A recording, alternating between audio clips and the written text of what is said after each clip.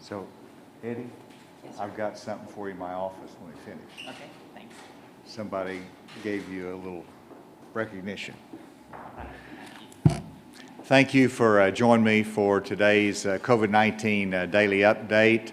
After a long Labor Day weekend, I'm pleased to be joined by Dr. Jose Romero, Secretary of the Department of Health today, as well as we have, who else we got? Secretary Mike Preston, Secretary of Commerce, will have an important announcement as well. And with that, let me look first at an announcement that we made some time ago, in which I indicated that Arkansas would be joining a multi-state purchasing agreement led by the Rockefeller Foundation, partnered with the National Governors Association, a number of states joining together. Arkansas joined this coalition, and in order to purchase a larger volume of antigen tests that would be coming on the market. The Department of Health has worked very diligently with our procurement team to follow up on this commitment. And today I'm pleased to announce that we're using $4 million to purchase 120,000 antigen tests to be used throughout the state as a result of this multi-state purchasing agreement. That is our commitment. This will not require any state funds, since this will be using CARES Act funding already approved for testing. And so the money is already there. It'll allow us to save a significant amount of money on the purchasing in a larger volume, but also hopefully to secure a steady supply. These tests will be used in all Department of Health local health units, 10 college health centers, and selected community testing sites. And our goal is to have these available October through the end of the year. That will cover that, and we're investing that $4 million for that purpose. And this will be rapid testing equipment and supplies that will be utilized in this fashion. Let me go to the cases, and I just look back. Remember, on Friday when we were last here, we had over 1,000 new COVID-19 cases. It was 1,094. On Saturday, that was cut in half by 50% to 515. On Sunday, we had 687. And then on Monday, we had 350. So you can almost see a seesaw in the number of cases. But what was encouraging to me was the fact that on each of these days, we had very robust testing that was done across Arkansas, and we're getting between almost over 6,000 tests per day on the average. And so yesterday, I mentioned what we had, but yesterday we had an additional 294 COVID-19 cases in the last 24 hours. 294 new cases, and that's in contrast, of course, to the previous day of 350. So today we have a total cumulative of 66,021 tests. And in terms of hospitalizations, we've increased our hospitalizations by 10. That brings us to 409. And we have 9 additional deaths. That brings us to 917. And Dr. Romero will have additional comments on those. We have, on our testing side, another strong day of testing with 5,154 tests. One half of those done by the Department of Health. Again, great job, Jose, by the Department of Health in the work that they are producing. In terms of antigen, we're reporting those separately. Yesterday we had 139 antigen tests, obviously down, 20 positive, 119 negative. And so let's look at the graphs that show it in a different way, that puts it in perspective.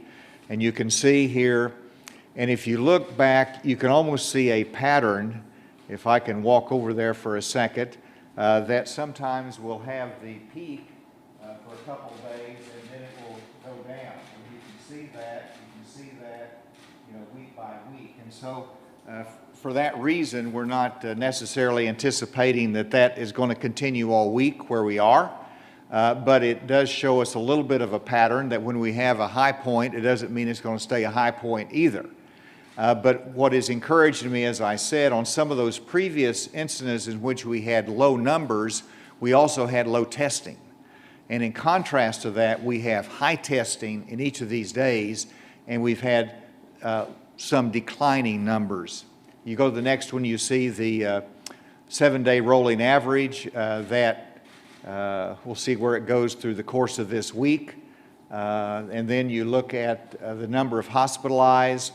It's up and down. We have a comfortable margin to where we've been before, but we will always watch that. And of course, if you have more cases, then ultimately that could mean we have more hospitalizations. The number of active cases declined a little bit, which is a good sign. More have recovered, and you can see that dip down to below the 6,000 mark.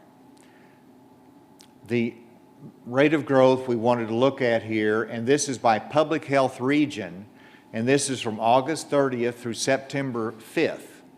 And this is the percent growth in our different public health regions.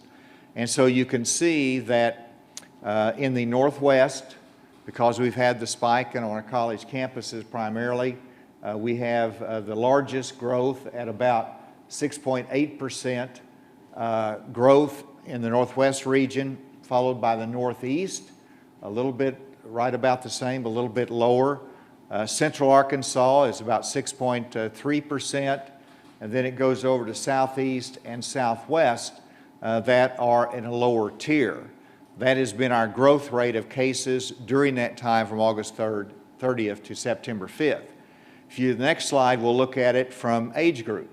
And here we see the same time frame, August 30th to September 5th. And here, if you look at the 18 through 24-year-old, that's over 16% growth rate, and that absorbs so much of the growth in cases that we've had compared to the other groups. If you add in the 0 to 17, that's the bulk of the new cases. Now, part of that is that hopefully that's a very low level of hospitalizations, so we won't see any serious illnesses as a result of that, we hope. But it also reflects a higher number over in the 65 plus. And so this age group needs to be mindful that they can impact the 65 plus age group. And then this is just the number of antigen tests. As I mentioned, we try to report this regularly. This is the cumulative number of antigen tests that brings us to 3,384 at this point in the month, which we're going to make our goal if we continue this trend. And I think the next one shows the positivity rate for our antigen test, which always is a little bit higher than our PCR test. And so here you see about a 14% positivity rate of our antigen test, which is the quick turnaround rapid result test. And so we hope we'll see improvement on that, but that's just part of the nature of getting a rapid test. And then on the PCR test, you see our positivity rate for the 7-day rolling average well below the 10%. We know that that dip at the end might come up a little bit as they backfill some of those, but even as they backfill them, we're well below the 10%, and so that's an encouraging sign. And this is my last graphic that I want to present to you, but this again shows us by county. I encourage everyone to look on the Department of Health website. You'll be able to see where your county is in terms of the positivity rate. And we've had some good news in terms of Placer County staying down at 6.3%. You look at Benton County's at 6.8%. Now last week when we showed this, Washington County was in the 6 to 7% range. It's kicked up to 11.7%, obviously because we had the increase among our college students. But you can also see some of the smaller counties around with lower numbers but higher percent positivity rate. and we want to watch those. Whenever you look up at Newton County with 16.3, Searcy 16.7, Stone 16.4, and so all of those are in the same geographic area, northern Arkansas, but we want to make sure we can make some progress in those rural areas. And then before I turn it over to Dr. Romero, I wanted to set the stage for Secretary Preston coming to talk about the $300 additional pandemic assistance that has been authorized by President Trump by executive order, and we are ready to send this extra compensation out. It will be 1 week at a time, and that is because it's not clear of the funding stream for this additional pandemic assistance from the federal government. And so we're still negotiating, working with them as to how we can do this over a longer period of time, but Secretary Preston will show what everyone needs to do in order to access that first week, and then hopefully that will be followed by additional weeks. And then finally, another good news from the Secretary from the Department of Commerce. We have 4 additional grants of totaling $5 million for high-speed broadband internet to be developed in some of our rural areas of Arkansas. These 4 grants include White County, partnering with Windstream, Hempstead County, partnering with Premier Holding, Jackson County, partnering with SkyFit Net, and the City of Humnoke, partnering with Cable South Media. So 4 additional grants, $5 million, to help us to have a long-term solution for our high-speed broadband in our rural communities. Mike, good job by your team on getting those grants out and making that a successful program. With that, Dr. Romero.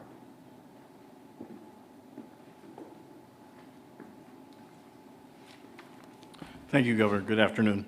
So to add a little bit more detail to the numbers, we had increases in our hospitalizations and ventilator cases from yesterday to today, 10 each. So hospitalized patients are now 409. Individuals requiring mechanical ventilation are 84. As mentioned, we have a total deaths now of 917. That's an increase of 9. One of those is a delayed reporting, and the others are from this month and previous month within the last 3 weeks. There's no focality, no evidence of any clustering in those reports. Total recovered patients are 59,260 individuals, with an addition yesterday of 503. Regarding the counties, today we only have 3 counties over 20 cases each. Cross County is leading the 3 with 30 cases. Now, Cross County appears to have an outbreak occurring in one of the nursing homes. Some of the data was missing that was sent to us, but we're looking at that now, and we'll have the name of the nursing home shortly. Washington County has 29, and Pulaski County has 28. As mentioned by the governor, our testing has been very robust over the last few days, and thanks to the Department of Health Public Health Lab, which contributed to more than 50% of those cases. So before I turn it back over to the governor or to Secretary Preston, I want to stress the fact that our 1 week percentage rate growth really was very significant in the 16, 17, 18-year to 24-year age group, and it increased by 16.8% or nearly 17%. That's 2 to 3 times higher than any of the other age groups. So we're clearly seeing what we believe to be a reflection of those cases in colleges and universities. I keep reaching out and saying that to the college students and university students, it's important for you to adhere to the mask the hand washing and the social distancing mandates that we have in order to bring this under control. Whether you live on campus or live off campus, those are essentially congregate living facilities that you're in, and therefore you can spread very quickly in those community settings if you're not following those guidelines. So again, please help us bring this under control. We hope not to see more increases in the next few days. So thank you very much. Secretary Preston, I believe.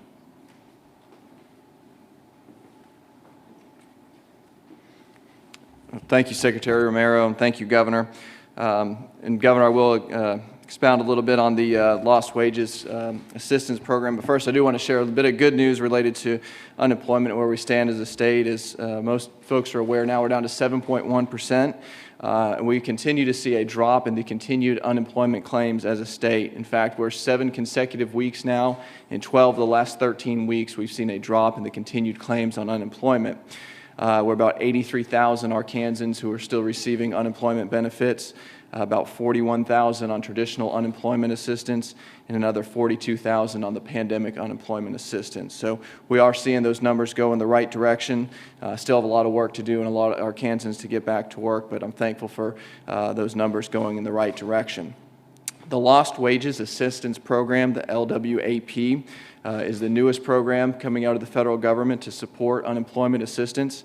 As the governor mentioned, this was as a result of President Trump's executive order to make $300 per week available using FEMA funds, and this is in place of the expired federal pandemic unemployment compensation, which, as a reminder, was the $600 additional weekly benefit that folks were receiving. That expired on July 25th. So the President's executive order picks up where that left off that week of the 25th of July. The system is now live and ready to go. We'll be sending out letters to those on unemployment insurance who are eligible. So I do want to talk a little bit about the eligibility, and you can see on the screen beside me who is eligible. So anyone who is receiving state or federal unemployment benefits of $100 or more per week, and the minimum on PUA is $132, so anyone on the PUA system would be eligible. Those who are unemployed due to disruption caused by COVID-19 pandemic is another qualifier for the $300. And as the executive order starts the week ending August 1st, and as the governor mentioned, this is on a week-by-week basis now, so we've been approved for the week of that August 1st, and we'll work with our counterparts of the federal government going forward. As funds become available and are released to the state, we'll be able to make those funds available as we're required to put up a 25% match, and we're using our traditional unemployment insurance payments to cover that 25% match. So those who are eligible, what do you need to do? You will go to, if you, like I said before, the PUA, if you're on the pandemic unemployment assistance, you are automatically qualified. Just continue doing your weekly certification, and we'll be able to certify those who are unemployed in those weeks that were specified. If you are a traditional UI recipient, you will receive a notification in the mail with the next steps, which include having a COVID-19 certification. This is something that's new to it, and we had to build a brand new system to account for it. So you'll have to go back in and certify that your unemployment was as a result of a disruption caused by COVID-19. You can go to the AR unemployment website, or where you go to file your continued weekly claims at arcnet.arkansas.gov, or you can call on the hotline 501-907-2590, and those numbers and that information is up there on the screen. One other point on this, and to highlight, is that those that are above $100 are the ones that are eligible. If you are making below $100 weekly unemployment, it does not qualify you for this benefit through the FEMA program. So for those who are under $100, the minimum in Arkansas is $81, so anyone who is receiving $81 to $99 weekly, we are going to send out a letter and notification to those individuals. There's approximately 7,400 in the state who fall into this category, and we're going to make some TANF funds available through the Department of Workforce Services. TANF is the Temporary Assistance for Needy Families program, and we will match what the federal FEMA, the LWAP program is for those individuals. And in order to be TANF eligible, you have to be the custodial parent of a child under 18. and also have a family income less than 200% of the federal poverty level. So if you hit those boxes along with the ones we mentioned before of being unemployed during those weeks specified as a result of COVID-19, you'll be eligible for the $300 per week through our TANF program. But you'll receive a separate letter detailing how you will apply and how we'll get those funds out to you. With that, Governor, I'll turn it back over to you. Thank you, Mike. With that, we will take any questions. What did you think about how Labor Day weekend went, and what type of impact are you expecting from that? Great question, and the answer is I spent some time across the state, and I saw people really trying to wear their masks, to socially distance. There's always exceptions to it. Sometimes you see those on social media, but I saw Arkansans making a real effort to make sure that we didn't make Labor Day weekend like Memorial Weekend. And so we'll know, we'll get our grade on this in a couple weeks, but I was very pleased with what I saw in terms of the response. You know, whenever you look at like the chuck wagon races, I talked to Dr. Romero and the Department of Health team, and they were there. They worked with them. There were announcements made. And while we saw some, challenges on social media, they really worked hard in terms of the organizers in complying with the guidelines. And so we think Arkansas made a very good effort over this weekend. Do you expect to see any increase in a couple weeks?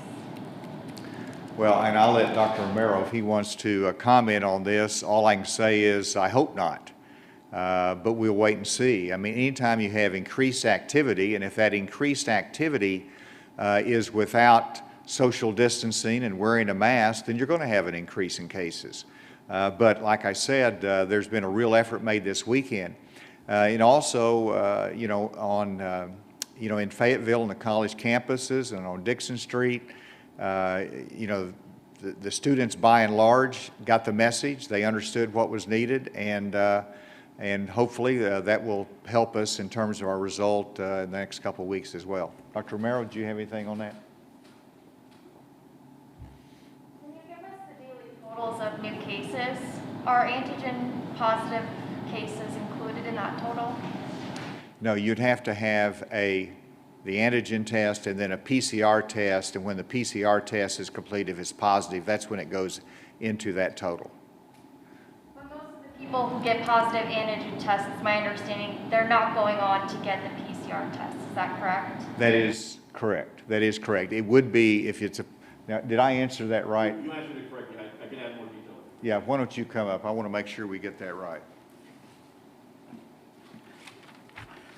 So your question is a good one, and it has changed over time, because there was this period of time where we were recommending that you go back and you do additional testing if appropriate.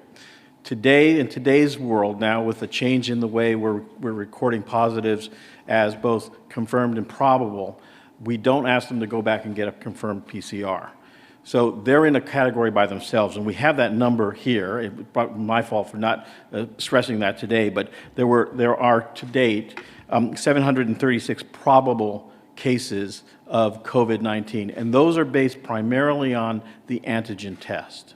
So those are not lumped into the total because they're probable cases. Did I answer your question? Yes. It's my understanding that the PCR positive tests are pretty reliable, so wouldn't it be helpful to include those positives with the daily total? So they are, if you're saying the antigen test is fairly reliable, yes it is, but still it does not conform with the classification by the CSTE and now adopted by the CDC. So we will keep them separate for now and until we have further guidance from the CDC as to whether to combine them or not. And as time goes on and we increase the number of antigen tests, we can probably give a cumulative total as well that might be informative and easier. Right now, there's a small number of probable antigen tests or positive antigen tests, so it's easy to add into the total. As time goes on, you'll see those numbers increase. Any questions from our distance audience? Yeah, Governor, this is Andrew with AP. Had a couple things I wanted to ask you about. First of all, U of A they've reported that their active cases are approaching 1,000 now. I think it's 900 something. Wanted to see if you and Dr. Romero, how much of a concern is that number at this point, and is that a number that you think warrants looking at steps beyond what the school has done in terms of restricting on-campus events, off-campus parties? What kind of discussions are you having with them and other schools at this point? And the second thing I wanted to ask you about, I wanted to clarify a comment you had made last week where you had said that you're currently not considering any more statewide restrictions. And I wanted to just clarify, are you leaving open the possibility of some regional or kind of more geographically targeted restrictions, including some of what the White House task force had recommended in terms of restrictions targeting counties that they've classified as red zone or yellow zone counties? Is that something that you're leaving open as a possibility?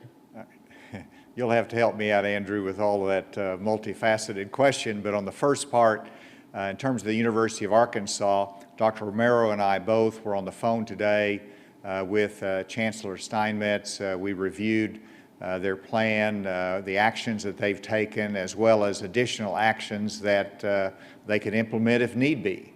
And we're both satisfied that the university has a very good plan. They took aggressive steps early on whenever they saw the spike in cases among the students, and we're hopeful that that will result in a leveling off of those new cases. And so I think they've taken the right steps. They have good enforcement mechanisms there, and the city is very, very supportive of it. So for the time being, I think they're exactly on the right track with the steps that have been taken. In terms of statewide, we will always look at additional restrictions if what we see needs to and justifies that type of action. So we'll take it a step at a time, but at this point, there's not any additional restrictions that are being looked at. In terms of the regional approach, we really have implemented that to a certain extent with the Department of Education because we have the different categories of counties, which whether you're red or yellow, and that helps us to guide the response to any breakout in a school or positive cases. And so there is that, with the information being provided, everyone can look at it regionally in their county.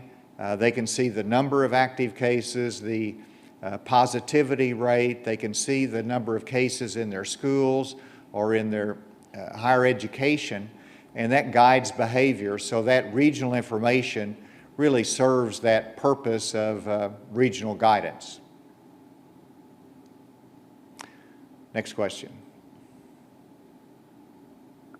Hey, Governor Hutchinson, this is Jamie Weiss with 4029 News. We've had a handful of people reach out to us saying folks who are asymptomatic that are going to get tested for COVID-19 have been told that they now have to pay $170 to get tested since they don't have symptoms. Have you heard anything about that, and do you think that's deterring people from getting tested? Do you want me to, Stephanie, you want to come and answer that? Or? Either way. Yeah. Dr. Romero, why don't you tackle that? So we've not heard of that, but there is no reason to charge more because you have no symptoms. Again, I want to say what I've said from the podium in the past. If you come to a local health unit, you can be tested free of charge. We'll take your insurance information in case we can charge insurance. But if you cannot pay, there will be no charge. If someone is charging you, or if you are being charged, that is not from the local health department, and I'm not sure why they're charging you more to have the test done. I think we will try to look into this as much as possible, but it's not coming from the health department.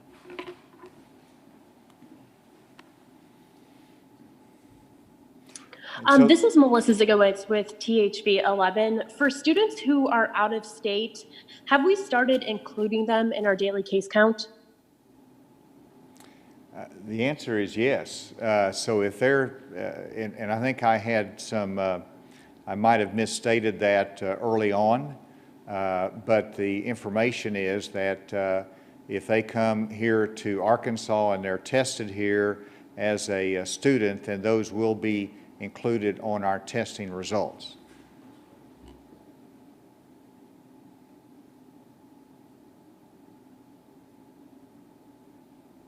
Anything else? Let me go back to that one question on the someone who is asymptomatic that goes in for a test. If they're asymptomatic, they will go into some facilities and they might say that you're not qualified to take the test. But if you go to the Department of Health, then and you're asymptomatic, they will give that to you, and of course it will be free of charge unless they can bill the insurance. So everybody that is asymptomatic wants a test, that's a good solution for you to coordinate that with the Department of Health, their local health unit. And obviously also, you can, as you go in, you can always, if you go into another clinic, feel free to ask the question, what's this going to cost me? And so that way you can make a good consumer choice there. With that, thank you for joining us today, and we'll be back tomorrow. Thank you.